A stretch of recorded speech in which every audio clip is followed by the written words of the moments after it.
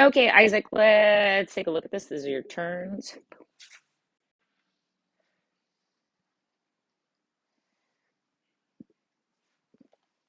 Okay.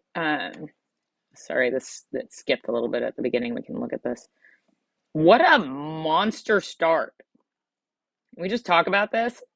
Look at how you just freaking lean into this and then explode off that inside and outside edge. Jiminy Christmas. You cover so much ice right there. Okay. Okay, so part of what I'm going to talk about, or mostly what I'm planning on talking about right now, let's see how the spirit moves me as I go, is your hips here. And I know Julian pulled you aside and talked to you a little bit about it. And for at least for a time, you made the adjustment. Okay, so here, I know it's a little bit blurry. Um, we've got pretty good line head to toe going. I know this is not your sprint video, but it affects what's going to happen. But then by the time we get here, these your hips are tilted up a little, and you can see we don't have a ton of shin angle, right? So this is going to play into okay. So, um, hang on one second. Speaking of Dear Julian, we're going to take a look at a video of him here on the left. It's specifically a start. That is not what yeah, I'm going to break down. It's just he gives a really good example of something here. So he's airborne, but you see, it's truly a straight line. It is like as literally a straight line as can be. And this crazy kid keeps it. Look at that line. Holy Toledo. Okay, so again, I'm not specifically talking about starts right now, but I'm talking about hip placement. So you can see that he really has his hips under him. Um, I gotta get rid of him here. So whereas right now you have this some tilt in your hips this way. And okay, as we go into your turn, we're going to see how it affects things. All right. So because our hips are tilted just a little here, um, it I don't know how to say it other than kind of wonks everything out just enough. So I need I need the camera to be over like 2 inches so I can analyze this a little bit better.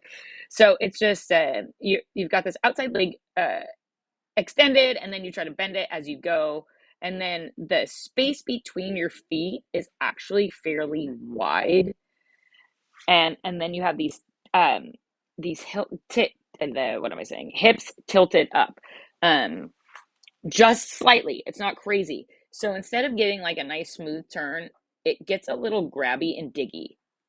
Okay, so we absolutely flex in in our hip forward, but right now you have a slight tilt in your hips up and back.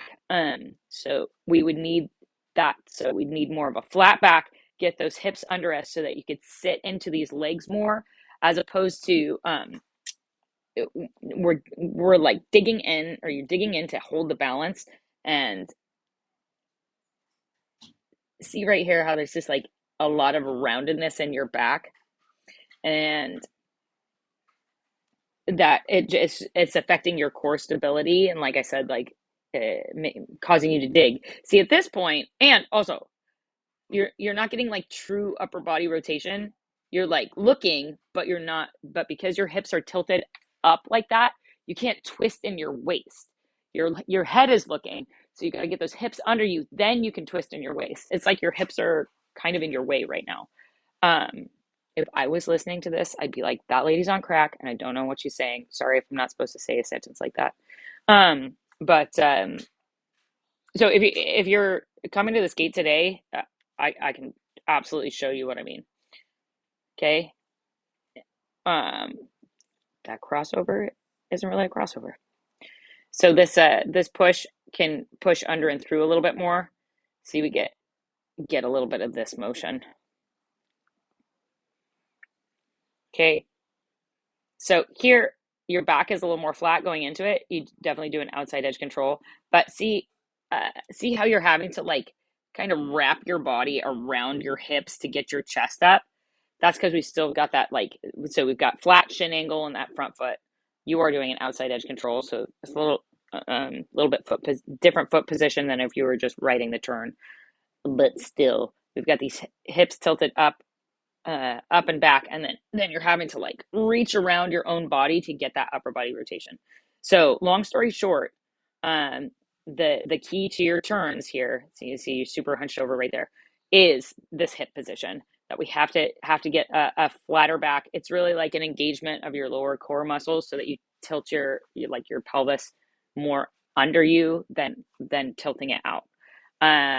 So like I said, I know Julian talked to you about it this last Monday, and at least for that period of time, you made the adjustment. I saw it immediately because I remember shouting at Julian, "Good job, Julian," because he apparently communicated it to you clearly what I had asked him to talk to you about. So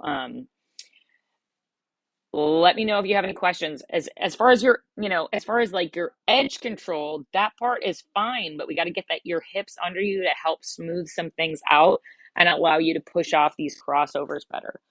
So a little shin angle in that front foot would go a long way also.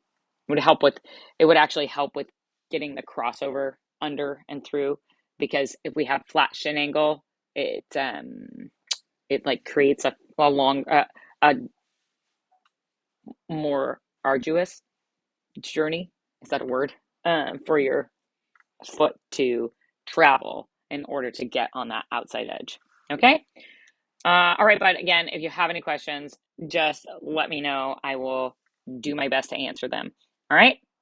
Good job.